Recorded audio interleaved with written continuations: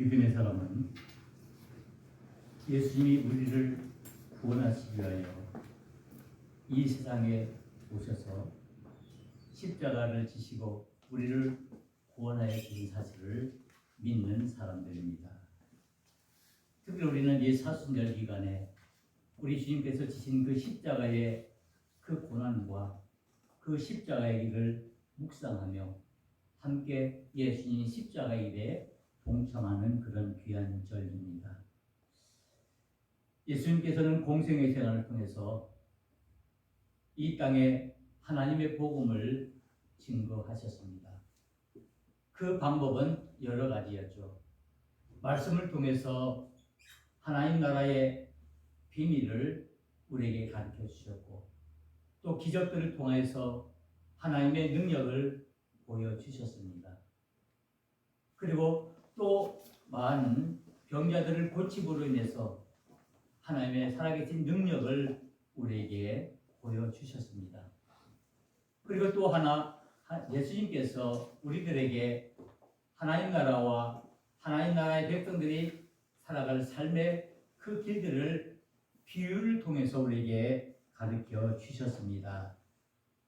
이 비유라는 것은 우리가 잘 아는 것처럼 우리가 어떤 내용을 설명할 때 그것을 잘 이해하지 못할 때 그것을 더 쉽게 이해할 수 있도록 이제 어떤 다른 사물에 빗대어서 그 내용을 전달하는 그런 수사법이라고 할 수가 있습니다. 우리도 일상에 있어서 우리가 다른 사람에게 어떤 얘기를 전하거나 어떤 내용을 설득시킬 때 그 내용이 너무 어렵고 힘들면 보통 우리는 이렇게 하죠. 예를 들어서 이런 이야기가 있다 라고 이야기하면서 쉽게 그 이야기를 전하기도 합니다. 이것처럼 예수님께서 하나님 나라의 그 비밀들을 우리 많은 사람들에게 가르치실 때 그 비밀이 너무나 어렵고 정말 우리가 쉽게 이해할 수 없기에 이 하늘나라의 비밀들을 비유를 통해서 쉽게 우리들에게 전해주셨습니다.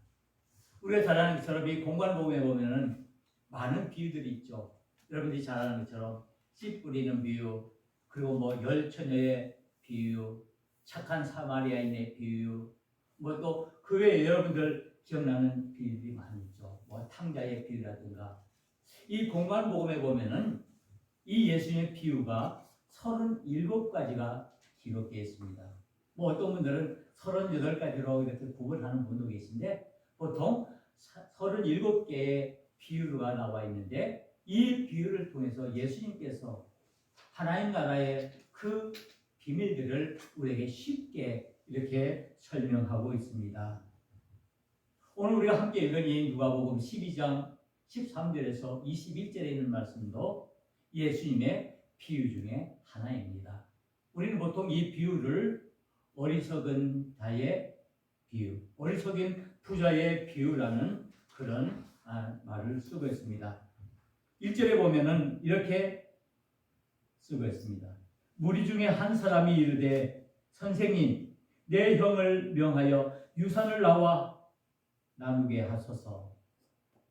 어떤 한 사람이 예수님 앞에 나와서 우리 아버지가 우리에게 물려준 그 재산이 있는데 그 재산을 형이 몽땅 혼자 다 차지하고 나는 동생하고 그 재산을 주지 않으니 예수님께서 우리 형을 좀 달래서 그 재산을 동생과 함께 나누도록 해 주십시오 라고 그런 요청을 했습니다. 그런데 놀라운 것은 이 일이 2000년 전에 예수님과 어떤 사람의 그 대화의 내용인데 오늘 2023년도 이 3월 이 대한민국에서도 이와 똑같은 일들이 일어나고 있다는 사실입니다. 얼마 전에 일어난 일입니다. 어느 큰 대기업입니다.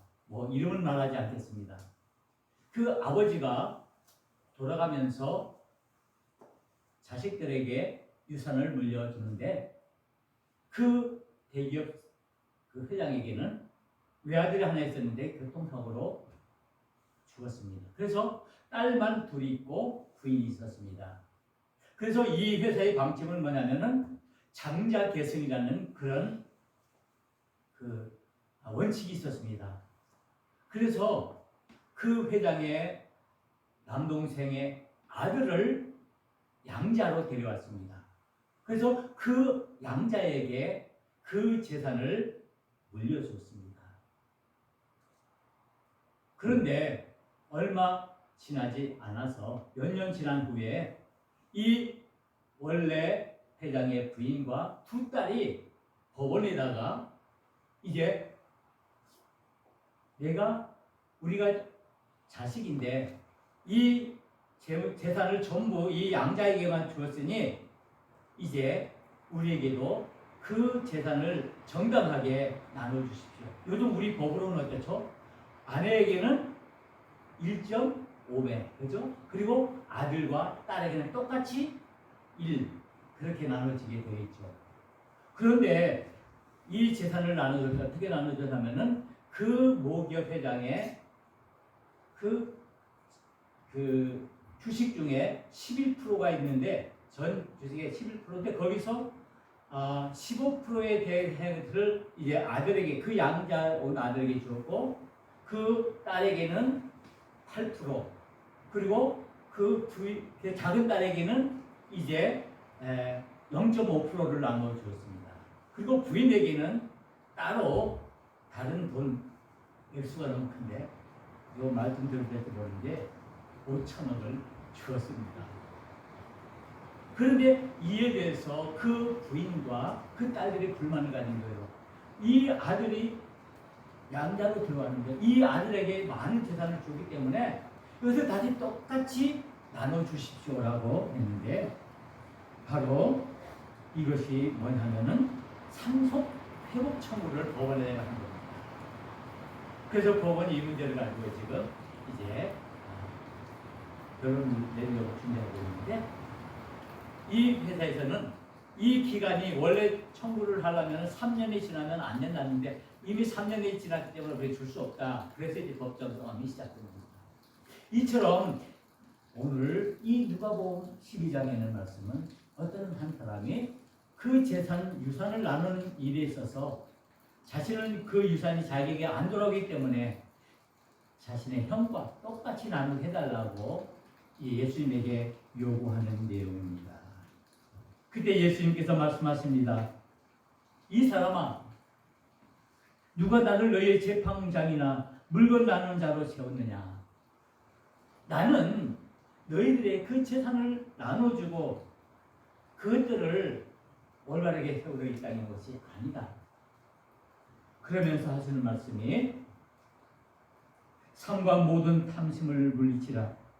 사람이 생명이 그 소유에 능력한 데 있지 아니하니라. 모든 탐심을 물리치라. 그러면서 예수님께서 비유로 한 비유를 드셨는데 바로 그 비유가 오늘 이 어리석은 부자의 비유입니다. 이 어리석은 부자의 비유는 우리가 너무나 잘 아는 내용입니다. 한 농부가 있었습니다. 그 농사를 했는데 정말 풍년이 되었습니다. 너무나 많은 곡식을 거둬들였습니다. 그래서 그것을 수확하고 자신의 창고에 그 곡식을 쌓았는데도 그 곡식이 남아 돌아서 어떻게 할 줄을 모르는 것입니다. 그래서 그는 이제 고민 끝에 창고를 더 짓고 그 창고에다가 자신이 거둔 그 곡식과 자신의 물건들을 거기다 쌓아두려고 이렇게 작정을 했습니다. 많은 것도 고민이겠죠. 오늘 이 고민이 어떻습니까? 내가 곡식 쌓아둘 곳이 없으니 어찌할까? 여러분들 세상을 살다 이렇게 걱정 한번 해봤으면 얼마나 좋겠습니까? 내가 가지고 있는 것 쌓을 창고가 부족하다는. 그래서 결국 이 농부는 곡간을 헐고 더 크게 그 창고를 지어서 거기다가 그가 수확한 모든 곡식과 물건들을 거기다 그리고는 그 농부가 그 창고를 바라보면서 흡족하게 말합니다. 오늘 본문의 말씀입니다. 내 영혼아, 영혼아, 여러 해 쓸 것을 많이 쌓아두었으니 평안히 먹고 쉬고 마시고 즐거워하자. 이 농부가 그 창고를 보면서 얼마나 흡족했겠습니까? 예상치도 않은 그 수확물을 정말 엄청나게 거둬서 그 창고에서 그런 속된 말로 말하면 배를 두드리면서 그래, 이제는 평안히 쉬고 먹고 마시고 즐거워하자. 얼마나 이 농부의 마음이 흡족했을까요? 그때 하나님께서 이 농부에게 어리석은 자여, 오늘 밤에 내 영혼을 도로 찾으리니 그러면 내 준비한 것이 누구의 것이 되겠느냐. 너무나 엄청난 겁니다. 지금 많은 수확을 하고 정말 이제는 내가 평생 아무것도 하지 않고 정말 편히 쉬면서 마음껏 먹고 마시고 즐거워하고 여행도 하고 마음껏 하고 싶은 걸 하겠다고 우리 양양에 있는 이 농부에게 떨어진 말이 무엇입니까? 어리석은 자여, 오늘 밤에, 그저 내일 밤도 아니고 오늘 밤에 만약 내 영혼을 도로 찾으리니 내가 이 죽음 앞에서 이제 내 영혼을 찾으라. 내가 준비한 그 모든 것, 그 창고, 그 쌓아둔 모든 것들이 과연 누구의 것이 되겠느냐 라는 것입니다.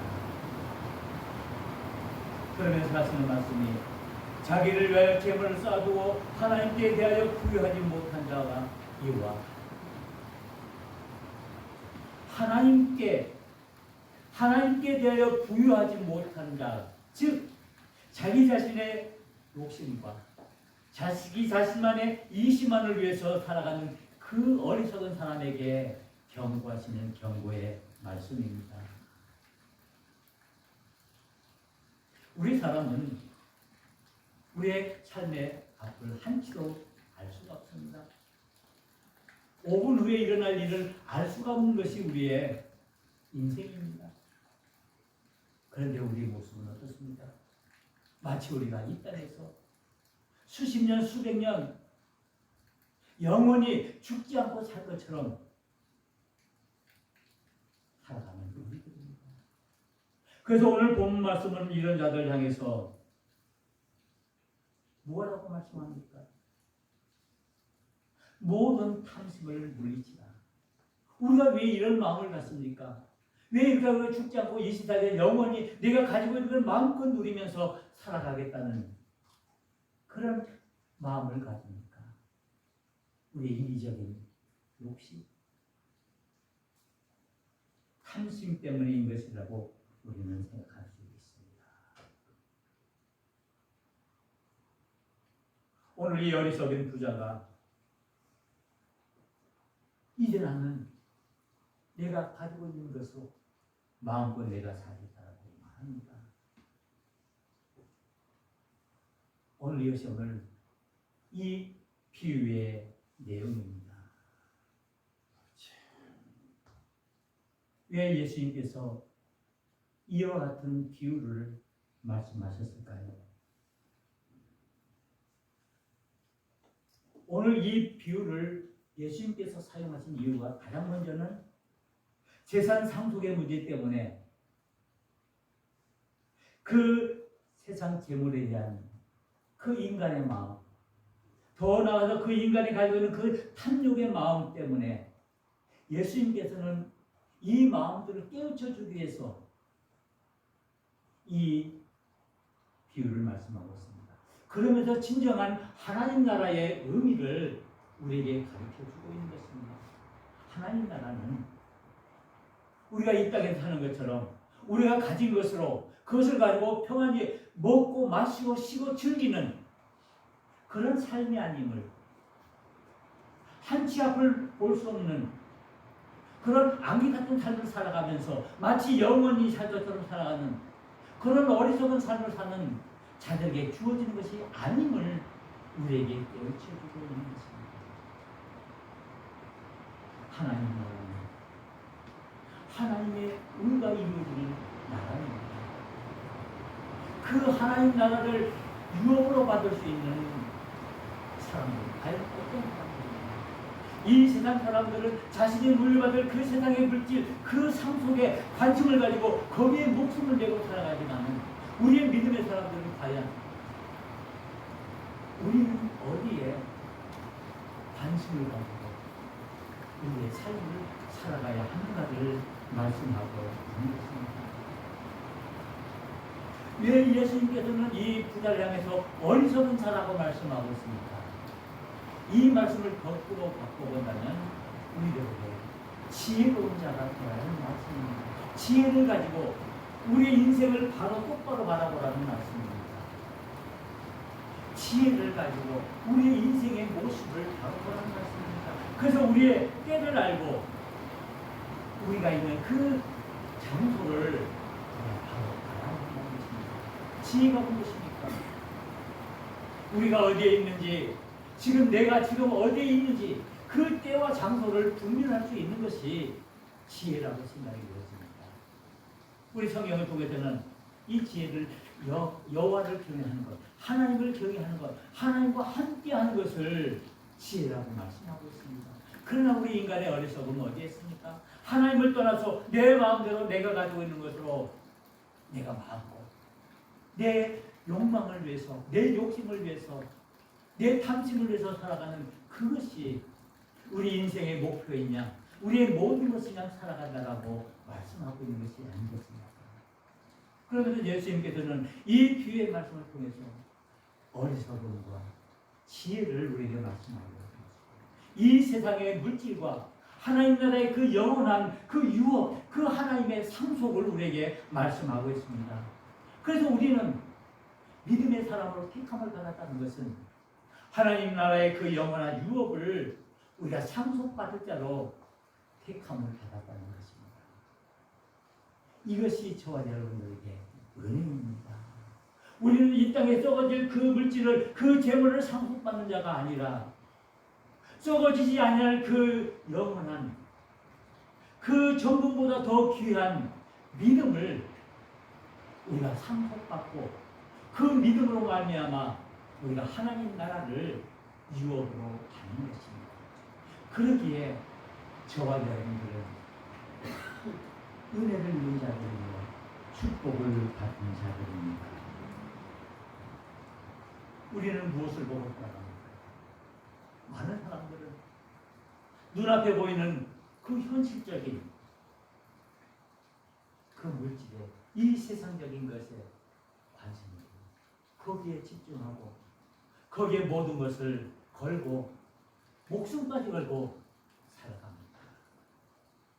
그러나 우리의 삶에 있어서 중요한 것은 우리 눈에 보이는 것이 중요한 것이 아님임을 우리는 믿음을 통해서 잘 알고 있습니다. 오늘 이 어리석은 부자의 비유는 근본적으로 우리에게 주시는 말씀은 하나님, 우리 인간의 소유와 인간의 존재에 대해서 근본적인 그 내용들을 우리에게 말씀해 주고 있습니다. 단순히 우리는 이 세상의 그 소유물을 위해서, 그 소유만을 위해서 우리가 가진다는 것, 내가 많이 누린다는 것, 그것만을 위해서 우리가 살아가는 것이 아니라는 것을 말씀하고 있습니다. 우리는 그보다 더 중요한 것, 우리는 왜 존재하는가? 왜 우리는 어떻게 하나님의 자녀로 이 땅을 살아가는가? 우리는 어떻게 살아가야 하는가 하는 그 근본적인 문제를, 이 존재의 문제를 오늘 우리에게 말씀하고 있는 것입니다. 우리 예수님께서는 오늘 이 비유를 통해서 소유에 집착해 있는, 탐심에 찌들어 있는 우리 인간들을 향해서 경고하고 있습니다. 어리석은 자여, 어리석은 자여. 오늘 밤에 내 영혼을 어디로 간다면 너가 지금 가지고 누리고 있는 것, 너가 생각하고 있는 그 모든 계획들, 과연 그것이 어떻게 되겠느냐? 내가 창고에 쌓아둔 그 모든 것들이, 내가 준비한 그 모든 것들이, 그 모든 계획들이, 그 원대한 꿈들이 과연 누구의 것이 되겠느냐는 것입니다. 그러게 우리는 이 비유의 말씀 앞에서 우리 자신들을 겸손히 돌아보아야 합니다. 우리는 하나님의 자녀로 태어남을 받았습니다. 예수님께서는 이 비유를 통해서 예수님께서 다스리실 그 재림과 그 예수님의 심판을 우리에게 경고하고 있다는 사실입니다. 물질이 중요한 것이 아니라 우리에게 영원한 생명이 중요함을 우리에게 말씀하고 있습니다. 그래서 탐심을 물리치라 말씀하고 있습니다. 이 탐심의 문제, 이 욕심의 문제, 성경은 이 탐심은 우상의 뿌리라고 말씀하고 있습니다. 이 탐심은 하나님의 창조성을 거부하는 것이라고 말할 수가 있습니다. 이 탐심이야말로 우리 인간의 가장 어리석은 부분임을 우리에게 말씀하고 있습니다. 창고를 더 크게 지으려는 그 욕심, 더 많은 것을 거기다가 쌓으려는 그 욕심, 많은 재물로 우리의 인생을 즐기려는 그 어리석은 그 부자의 마음, 그리고 그것이 우리의 우상이 되어서 우리는 그 물질에 끌려가고 있는 우리의 모습을 보게 됩니다. 우리의 삶에 있어서 정말 무엇이 중요합니까? 무엇이 소중합니까? 우리의 생명입니다. 우리의 그 생명을 우리 하나님께서는 예수 그리스도의 십자가를 통해서 우리에게 영원한 생명을 우리에게 주셨습니다. 그 생명을 깊이 간직하고 그 생명의 축복을 누리는 것이 우리 믿음의 사람의 은혜라고 할 수가 있습니다. 이제 우리는 어떻게 살아야 합니까? 우리가 하나님의 은혜로 이 생명을 받은 우리들이 이제는 우리가 어떻게 살아야 합니까? 오늘 이 비유의 말씀을 통해서 우리에게 주신 것은 이제 우리는 이 물질에 집착하는 것이 아니라 이제는 우리가 하나님께 부유한 자로 살아야 함을 말씀하고 있습니다. 하나님께 부유해야 한다라고 말씀하고 있습니다. 그래서 오늘 말씀 21절에 자기를 위하여 재물을 쌓아두고 하나님께 대하여 부유하지 못한 자가 이와 같습니다. 이것을 바꾸고 말한다면 너희는 너희 자신들만 해서 재물을 쌓아두는 것이 아니라 하나님 나라를 위해서 너희 것들을 사용하면서 하나님에 대해서 부유한 자가 되라라고 말씀하는 것입니다. 하나님께 대하여 부유한 자. 하나님께 대하여 부유함이란 과연 무엇입니까? 이 하나님께 부유함이란 그 세상의 부유함이 아닙니다. 내가 가지고 있는 많은 것으로 인해서 내가 즐거워하고 행복해하는 것이 아닙니다. 내 통장 잔고가 많이 있으면 행복하고 내 통장 잔고가 적으면 그것 때문에 불행해하는 것이 아니라는 것을 우리에게 말씀하고 있습니다. 우리의 관심은 이 세상의 물질보다 더 귀중한 영적인 것에 하나님의 것에 관심을 두어야 한다라고 말씀하고 있습니다. 그러나 우리의 삶의 모습은 어떻습니까? 우리는 하나님께 관심을 두기보다는 오히려 이 세상 것에 더 관심을 두고 눈독을 들이는 우리들이 아닙니다. 오늘 우리에게 말씀하십니다. 우리가 진정으로 하나님의 자녀로 살아가는 일은 우리가 영적인 문제에 관심을 가지고 이 생명의 문제에 더 많은 관심을 가지고 이 존재의 문제에 더 많은 관심을 가지고 우리가 거기에 집중해야 한다고 말씀하고 있습니다. 이 말은 우리에게 물질이 필요하지 않다는 것 아니죠. 우리가 살아나기 위해서는 정말 물질이 필요합니다. 그러나 우리는 이 물질에 대해서 확고한 믿음관을 가져야 합니다. 이 물질의 주인은 내가 가졌다고 해서 이것이 내 것이 아닙니다. 이것은 하나님의 것입니다. 하나님께서 나를 통해서 이것을 사용하도록 나에게 맡겨주신 것뿐입니다. 우리는 그래서 청지기라고 말합니다. 우리는 청지기로서 우리 하나님께서 나에게 맡기신, 우리에게 맡기신 그것들을 통해서 하나님의 뜻과 하나님의 영광을 드러내는 것입니다. 물질의 주인은 하나님이십니다. 그 하나님께서 우리의 모든 삶의 물질도 주관해 주실 줄 믿습니다. 우리에게 주시는 분도 하나님이시요 우리의 모든 것을 거둬가시는 분도 하나님이신 줄 믿습니다. 그러기에 우리는 이 하나님께 속하고 하나님께 부유한 자가 되어야 함을 말씀하고 있습니다. 우리의 마음의 중심에 무엇이 있느냐? 우리의 마음의 중심에 누가 있느냐라는 것입니다. 하나님께 부유한 자는 그 마음에, 그 심령에 하나님이 중심이 됨을 말합니다. 하나님께 부유한 자는 현실에 자족하고 현실에 감사하는 자를 말합니다. 내가 가지고 있는 것, 이거에 불만하고 불평하는 것이 아니라 내게 주신 그것에 대해서 오로지 감사하고 그것을 통해서 하나님의 영광을 드러내고자 하는 것입니다. 우리의 생명은 하나님의 손에 달렸기 때문입니다. 이것을 깨닫는 것이 지혜로운 삶입니다.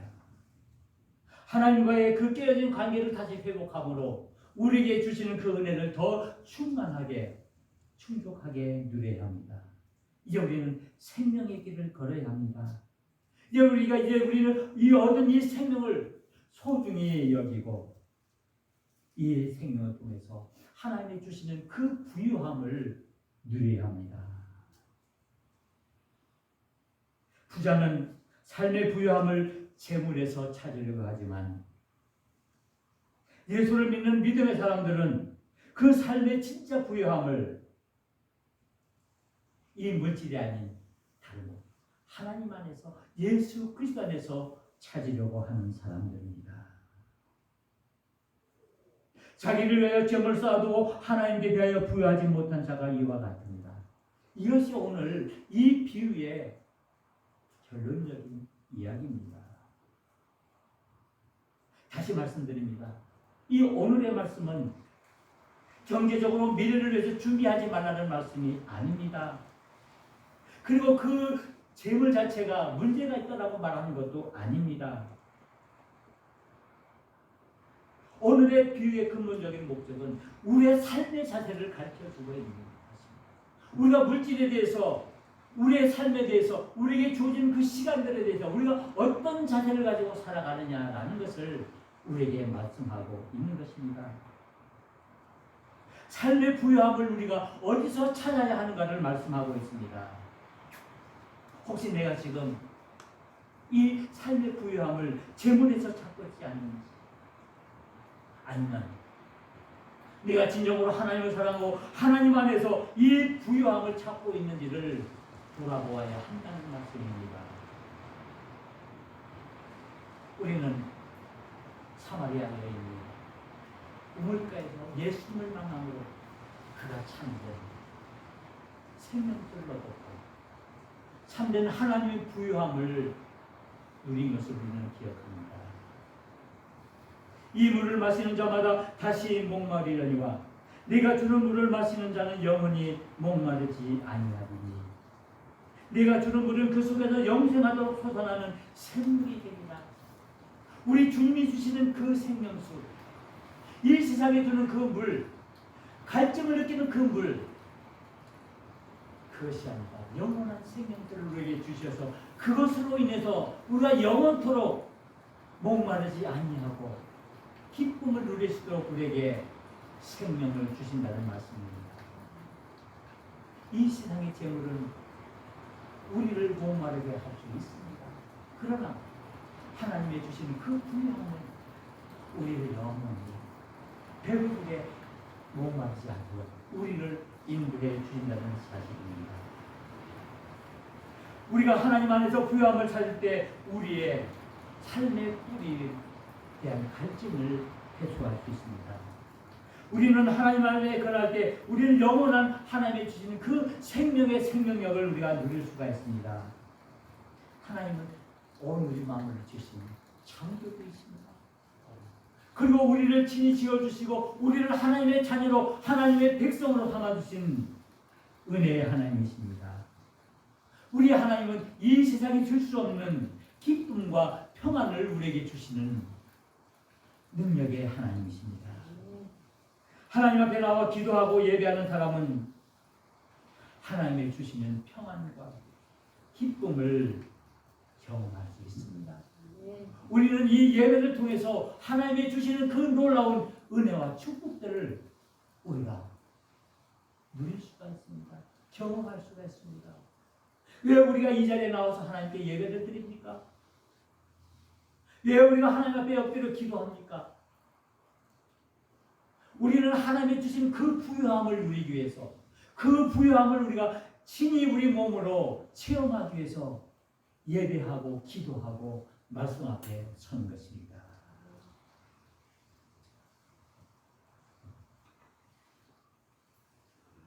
독일의 디트리히 본네퍼라는 목사님이 계십니다. 이분은 제2차 세계대전 당시에 이제 히틀러를 암살하려는 그 암살단에 모의를 하다가 잡혔다는 죄명으로 이제 감옥 생활을 하게 됩니다. 이 보네토 목사님은 39살에 교수형을 당해 죽습니다. 이 목사님이 죽기 전에 감옥에 갇혀서 감옥 생활을 했는데 1944년 성탄절을 맞이하면서 그의 약혼녀에게 편지를 보냅니다. 그 내용이 이제 한 독일교회 음악가이신 어느 분에게서 그 시가 곡으로 쓰여져서 복음송으로 부르는데 그 복음송이 우리가 잘 아는 선한 능력으로 하는 복음송입니다.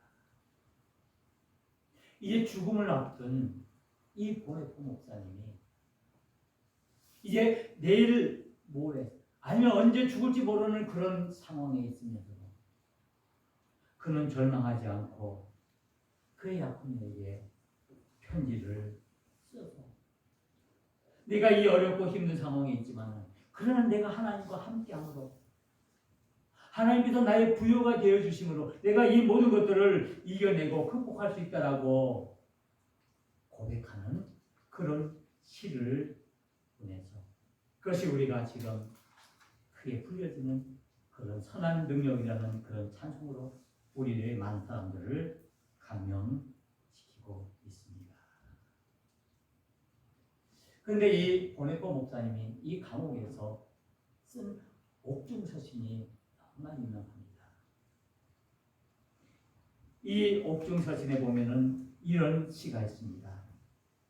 그 감옥에 갇혀 있는 많은 동료들과 그리고 많은 믿음의 사람들을 위해서 쓴 아침 기도라는 시입니다. 하나님, 이른 아침에 당신께 호소합니다. 내 안에는 어둠이 있지만 당신께는 빛이 있습니다. 나는 고독하지만 당신께서는 나를 떠나지 않으십니다. 나는 소심하지만 당신께는 도움이 있습니다. 나는 불안하지만 당신께는 평안이 있습니다. 내 안에는 노여움이 있지만 당신께는 인내가 있습니다. 나는 당신의 길을 알지 못하지만 당신께서는 나를 위한 바른 길을 아십니다. 하나님, 지난밤 고요한 밤을 주셔서 찬양과 감사를 드립니다. 오늘 새날을 주셔서 찬양과 감사를 드립니다. 내 과거의 삶에 하나님의 인자하심과 성실에 보여주셔서 찬양과 감사를 드립니다. 하나님이 내게 많은 친절을 베풀어 주셨으니 이제는 내가 주님이 주시는 고난도 감당하게 하소서. 이런 식으로 사순절을 보내고 있습니다. 우리 주님이 저와 여러분들을 구원하시기 위해서 그 고통의 십자가를 지시고 골고다산을 향해서 올라가는 그런 사순절입니다.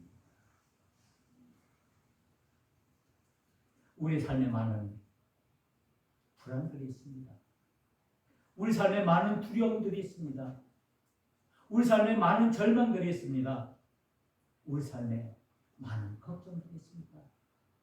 저와 여러분들의 삶에 수많은 아픔들이 있습니다. 그 누구에게도 얘기할 수 없는 그 아픔들을 우리가 가지고 있습니다. 그러나 우리 주님은 이런 저와 여러분들을 위해서 십자가 위에서 피 흘려 주셨습니다. 그리고 우리에게 구원을 베풀어 주셨습니다.